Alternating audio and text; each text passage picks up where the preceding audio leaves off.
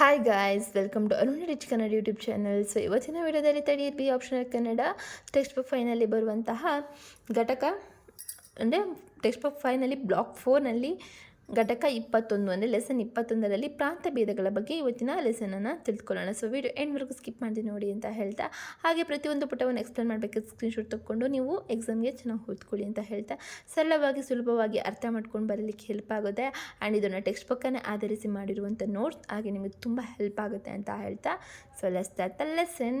ಪೀಠಿಕೆ. ಒಂದು ಭಾಷೆಯನ್ನು ಮಾತನಾಡಲು ಜನರು ವಿವಿಧ ಪ್ರದೇಶಗಳಲ್ಲಿ ವಾಸಿಸುವುದರಿಂದ ಅವರ ಮಾತಿನ ಶೈಲಿ, ಉಚ್ಚಾರಣೆ ಹಾಗೆ ಪದ ಬಳಕೆ, ವ್ಯಾಕರಣದಲ್ಲಿ ಕೆಲವು ವ್ಯತ್ಯಾಸಗಳು ಕಂಡುಬರುತ್ತವೆ. ಈ ವ್ಯತ್ಯಾಸಗಳನ್ನೇ ಪ್ರಾಂತಭೇದಗಳು, ಉಪಭಾಷೆಗಳು ಎಂದು ಕರೆಯುತ್ತಾರೆ.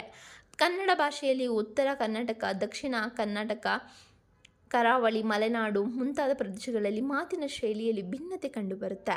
ಪ್ರಾಂತಭೇದಗಳು ಭಾಷೆಯ ಶ್ರೀಮಂತಿಕೆಯನ್ನು ಹಾಗೂ ವೈವಿಧ್ಯತೆಯನ್ನು ಪ್ರತಿಬಿಂಬಿಸುತ್ತದೆ. ಮೊದಲನೇದಾಗಿ ಪ್ರಾಂತ ಭೇದಗಳು ಅಂದ್ರೇನು ಅಂತ ತಿಳಿದುಕೊಳ್ಳೋಣ. ಒಂದೇ ಭಾಷೆಯನ್ನು ವಿವಿಧ ಪ್ರದೇಶಗಳಲ್ಲಿ ವಿಭಿನ್ನ ಉಚ್ಚಾರಣೆ, ಪದ ಪ್ರಯೋಗ ಮತ್ತು ಮಾತಿನ ಶೈಲಿಯಲ್ಲಿ ಬಳಸುವುದನ್ನು ನಾವು ಪ್ರಾಂತ ಭೇದಗಳು ಅಥವಾ ಉಪಭಾಷೆಗಳು ಎಂದು ಕರೆಯುತ್ತೇವೆ. ಉದಾಹರಣೆಗೆ ಮಂಗಳೂರು ಕನ್ನಡ, ಮೈಸೂರು ಕನ್ನಡ, ಧಾರವಾಡ ಕನ್ನಡ, ಉತ್ತರ ಕರ್ನಾಟಕ ಕನ್ನಡ. ಪ್ರಾಂತಭೇದಗಳು ಉಂಟಾಗಲು ಕಾರಣಗಳೇನು ಅಂತ ತಿಳಿದುಕೊಳ್ಳೋಣ.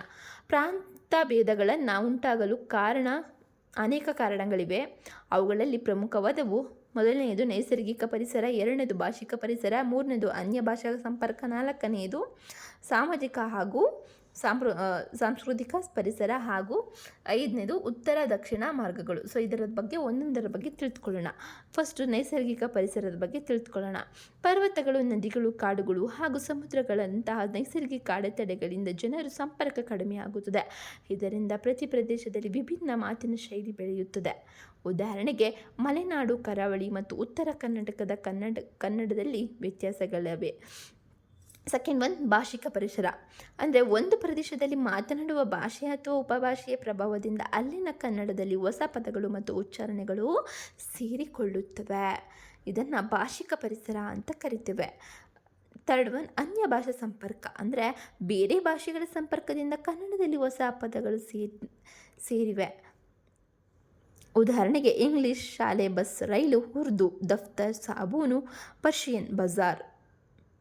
ಇದರಿಂದ ಪ್ರದೇಶಾನುಸಾರ ಪದ ಬಳಕೆಯಲ್ಲಿ ವ್ಯತ್ಯಾಸ ಕಂಡುಬರುತ್ತದೆ. ಫೋರ್ತ್ ಒನ್ ಸಾಮಾಜಿಕ ಹಾಗೂ ಸಾಂಸ್ಕೃತಿಕ ಪರಿಸರ.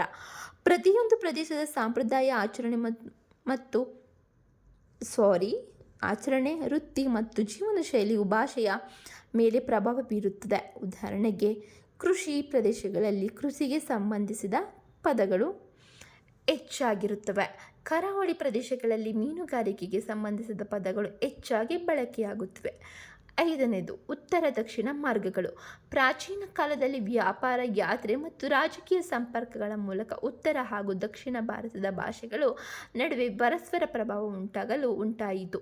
ಇದರ ಪರಿಣಾಮವಾಗಿ ಕನ್ನಡದಲ್ಲಿ ಸಂಸ್ಕೃತ ಹಾಗೆ ಪ್ರಾಕೃತ, ಮರಾಠಿ, ತೆಲುಗು ಮತ್ತು ತಮಿಳ್ ಭಾಷೆಗಳ ಪದಗಳು ಸೇರಿಕೊಂಡವು.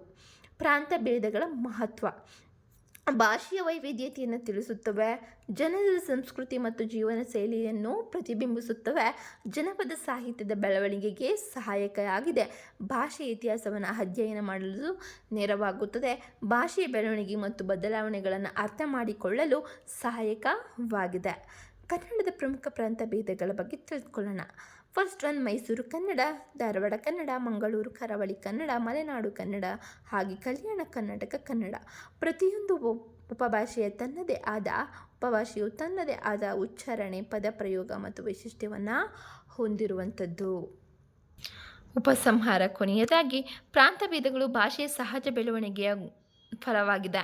ನೈಸರ್ಗಿಕ ಪರಿಸರ, ಭಾಷಿಕ ಪರಿಸರ, ಅನ್ಯ ಭಾಷೆಗಳ ಸಂಪರ್ಕ, ಸಾಮಾಜಿಕ ಹಾಗೂ ಸಾಂಸ್ಕೃತಿಕ ಪರಿಸರ ಹಾಗೂ ಉತ್ತರ ದಕ್ಷಿಣ ಮಾರ್ಗಗಳು ಪ್ರಾಂತ ಭೇದಗಳು ಉಂಟಾಗಲು ಪ್ರಮುಖ ಕಾರಣಗಳಿವೆ. ಇವು ಕನ್ನಡ ಭೇದಗಳ ಉಂಟಾಗಲು ಪ್ರಮುಖ ಕಾರಣಗಳಿವೆ.